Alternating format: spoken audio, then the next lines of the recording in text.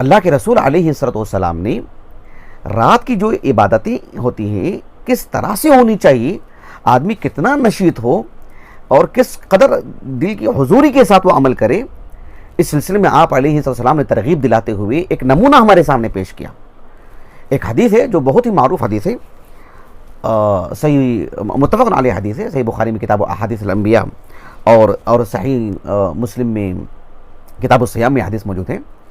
अब्दुल्लाह बिन अमर बिन आस रज़ियल्लाहु अन्हुमा वो कहते हैं कि नबी करीम सल्लल्लाहु अलैहि वसल्लम ने फरमाया, हदीस एक बड़ी दिलचस्प है। आपने फरमाया कि अहब्बुस्सियाम इलल्लाहि सियामु दाऊद, कहा कि अल्लाह रब्बुल आलमीन को रोज़े रखने का जो तरीक़ा है, कहा कि दाऊद अलैहिस्सलाम का जो तरीक़ा है, कहा कि अल्लाह को वो सबसे ज़्यादा पसंद। काना युफ्तिरु यौमन काना यसूमु यौमन व युफ्तिरु यौमन, एक दिन रोज़ा रखते आप और एक दिन बगैर रोज़े के। ये ज़िंदगी भर का मामूल था आपका। आपने ऐसा रास्ता क्यों इख्तियार किया दाऊद अलैहिस्सलाम ने? इसमें कई हिकमतें, कई बातें हैं, वो सब हैं, वो हमारे मौजूद से खारिज है। दूसरी बात अल्लाह के रसूल ने कही है यहाँ पर कि सल्लल्लाहु अलैहि वसल्लम कि अहब्बुस्सलाति इलल्लाहि सलातु दाऊद, कि नमाज का जो मामला है जिसमें एक तसलसल का मामला है, कहा कि रात में क़ियामुल लैल की जो बात आती है, कहा कि ये भी दाऊद अलैहिस्सलाम का जो तरीक़ा है वो अल्लाह को बहुत पसंद था। कहा कि क्या है तरीक़ा दाऊद अलैहिस्सलाम का? कहा कि काना यनामु निस्फ़ल लैल, दाऊद अलैहिस्सलाम आधी रात सोया करते थे। व यक़ूमु सुलुसहु, उसका 1/3 हिस्सा नमाज पढ़ने के लिए लगाते, क़ियामुल लैल करते। और व यनामु सुदुसहु, फिर रात का जो आखिरी पहर है फिर उसमें सो जाते ताकि फजर के लिए उठने में आपके लिए आसानी हो, फिर फजर में वो चाशनी हो, उसके लिए आप उससे पहले भी एक पहर आप आराम करने में लगाते। कहा कि अहब्बुस्सलाति इलल्लाहि सलातु दाऊद, कितनी बड़ी बात है। अल्लाह ताला ने कुरान मजीद में अल्लाह के रसूल से कहा अलैहिस्सलाम, उलाइका लज़ीना हदल्लाहु फबिहुदाहु मुक़्तदी। अंबिया अलैहिस्सलाम की जो इबादतें हैं, उनका जो ईमान लाने का तरीक़ा है, तौर तरीक़े हैं, इबादत हैं, जो मनसूख हो चुके हैं उससे हट करके जो उमूम हैं और जो उसूलियात दीन है, उस पर अल्लाह के रसूल सल्लल्लाहु अलैहि वसल्लम को अल्लाह ने तलक़ीन फरमाई कि जो मतलब इनको नमूना बनाएं।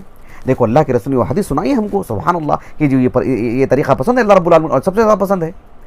तो ये जो मुस्लिम मुआशरे में हम देख रहे हैं कि बड़ी तादाद में लोग या तो दर्स में बैठते हैं या फिर बातें करते हुए बाहर बैठते हैं, और उनका नुक्ते नज़र ये होता है कि क़ियामुल लैल तक इंतज़ार करें, जगा के रखें अपने आप को, उसके लिए बाहर लोगों से बात करेंगे, कुछ खाने पीने में वक्त लगाएंगे, बाहर चाय नोशी में वक्त लगाएंगे, मतलब कहीं ना कहीं टहल करके जो है अपने आप को बचा के रखेंगे कि क़ियामुल लैल के लिए हमको बेहतर रहना है। और फिर उसके बाद क़ियामुल लैल के बाद फिर अपने आप को मतलब कहीं ना कहीं मशगूल रखते हैं कि जो है मतलब अब हमको फजर की नमाज़ पढ़नी, इसलिए कि अब वो ताकत नहीं है, वो चुस्ती नहीं है जो हमको पहले पहर में थी। यही मैं बताना चाह रहा हूँ इन सारे नुसूस की रोशनी में। आप देखो कि बंदे मोमिन का क़ियामुल लैल में जो अजर सवाब है, बंदे मोमिन अगर सोता है इस नुक्ते नज़र से कि मेरे बदन का जो हक़ है, मेरे बदन का हिस्सा है और मेरी ज़रूरत है, और उस आराम को भी मैं अल्लाह की इबादत के लिए लगाऊंगा, तो ये बहुत अहम चीज़ होती है। आप देखो ना, उस हदीस को सामने रखिए जिसे इमाम बुखारी रहमहुल्लाह ने अपनी अस्सही की किताबुल मगाज़ी में लाए हैं कि नबी करीम सल्लल्लाहु अलैहि वसल्लम ने मुआज़ बिन जबल रज़ियल्लाहु अन्हु और अबू मूसा अल-अशअरी रज़ियल्लाहु अन्हु को जब यमन भेजा ना आपने, तो यमन के दो बड़े बड़े हिस्से, हालांकि इमाम इब्न अब्दुल बर रहमहुल्लाह ने अल-इस्तिआब फ़ी मारिफ़तिल असहाब में आपने यानी मुआज़ बिन जबल रज़ियल्लाहु अन्हु का जो तर्जुमा हयात है उसमें आपने जिक्र किया कि अल्लाह के रसूल सल्लल्लाहु अलैहि वसल्लम ने यानी यमन को 5 हिस्सों में आपने बांट दिया था कि अलग अलग जगह पर अलग अलग सहाबी को बतौर गवर्नर भेजा आपने। 2 बड़े हिस्से थे, एक तरफ मुआज़ बिन जबल, एक तरफ अबू मूसा अल-अशअरी रज़ियल्लाहु अन्हु। और इन दोनों का मामला ऐसा था कि जो है मतलब कभी ये मतलब दौरा करते हुए इस इलाके में चले जा रहे हैं, कभी ये दौरा करते हुए इस इलाके में चले जा रहे हैं, मुलाकातें हो जा रही हैं, ये सब मामला था। मुआज़ बिन जबल रज़ियल्लाहु अन्हु एक मरतबा जो है मतलब उस इलाके में गए जहाँ अबू मूसा अल-अशअरी रहा करते थे रज़ियल्लाहु अन्हु, वहाँ गए, मुलाकात हुई, बातचीत हुई, बहुत सारी बातें हैं उस हदीस के अंदर। मेरे मौजू से बहुत सारी बातें खारिज हैं, मैं असल बात समझा रहा हूँ जो मेरे मौजू से मुताल्लिक़ है कि अबू मूसा अल-अशअरी रज़ियल्लाहु अन्हु से मुआज़ बिन जबल रज़ियल्लाहु अन्हु ने पूछा कैफ़ तक़रउल कुरान, तुम कुरान कैसे पढ़ते हो? तो अबू मूसा अल-अशअरी रज़ियल्लाहु अन्हु ने कहा कि अतफ़व्वक़ुहु तफ़व्वुक़न, कहा कि मैं वक्त के हिसाब से मतलब आधा घंटा पढ़ा, फिर एक आधा घंटा छोड़ दिया, फिर आधा घंटा पढ़ा, फिर ये मेरा हिसाब किताब रहता है। अबू मूसा अल-अशअरी रज़ियल्लाहु अन्हु ने मुआज़ बिन जबल से पूछा वकैफ़ तक़रउ अंत या मुआज़, ऐसे पूछा वकैफ़ तक़रउ अंत या मुआज़, कहा कि आप कैसे पढ़ते हैं, आप बताइए।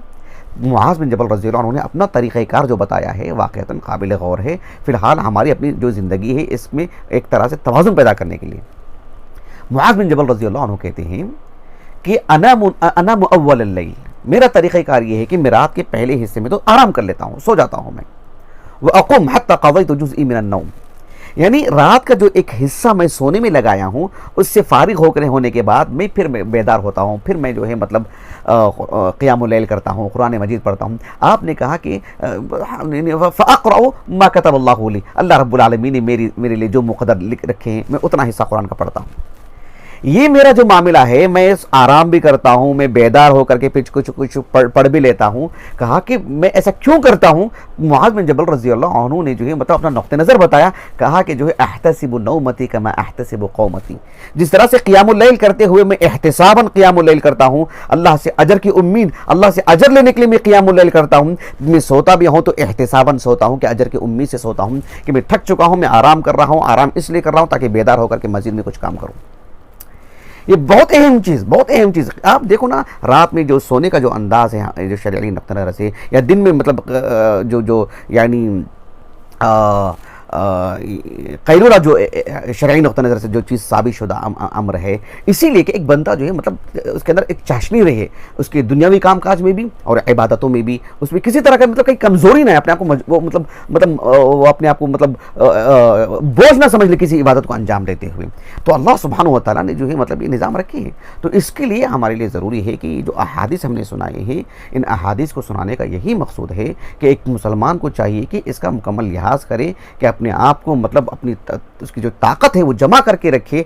ऐसा ना हो कि ताकत गलत चीज़ों में मतलब इस्तेमाल हो, गैर ज़रूरी चीज़ों में इस्तेमाल हो, महज बातचीत में, महज चलने फिरने में, महज किसी और दीगर उमूर में, फिर इबादतों में हमारी वो ताकत ना लगे। ऐसा भी नहीं होना चाहिए। और ऐसा भी नहीं होना चाहिए कि इबादतों में तो लग ही रही है ताकत, लेकिन इब्तिदाई हिस्सा में बड़ी चुस्ती है, धीरे धीरे हम कमज़ोर होते जा रहे हैं। ये भी तो नहीं होना चाहिए। तो इसका हमें ख्याल करना चाहिए कि ये जो रातें हैं इस सिलसिले में फ़र्द बेहतर जानता है। जब इन्हें मालूम है कि हमारी मस्जिद में 11 बजे क़ियामुल लैल है, 12 बजे है, किसी मस्जिद में 1 बजे है, किसी मस्जिद में 1:30 बजे, तो वो देख ले कि मैं उस वक्त तक के लिए कितना बेदार रह सकता हूँ मैं। तो उसके लिए कुछ आराम कर ले, आराम कर लेने के बाद जो मतलब फिर दिल हुजूरी के साथ नमाज़ पढ़े, फिर उसको बेहतर लगता है कि कुछ आराम कर ले ताकि फजर के लिए फिर उसके लिए मतलब वो चाशनी रहे। ऐसा ना हो कि रात भर पूरी निकाल करके ये बहरहाल जो है यानी शरीयत इस तरफ हमारी रहनुमा इसकी तरफ हमारी हौसला अफजाई नहीं करती है। शरीयत हमें जो सिखाती है वो बातें हमने आपके सामने रखी है। अल्लाह सुब्हानहू व तआला से दुआ है कि अल्लाह रब्बुल आलमीन इन रातों को जो यानी सही अंदाज में अल्लाह सुब्हानहू व तआला की बात करने में, अपने वक्त का सही जो है तरतीब देकर के इस्तेमाल करने और अपने आप को अल्लाह रब्बुल आलमीन की इबादत में बेहतर तरीके से हमें जो है मतलब जो है अदा करने की तौफीक अता फरमाए।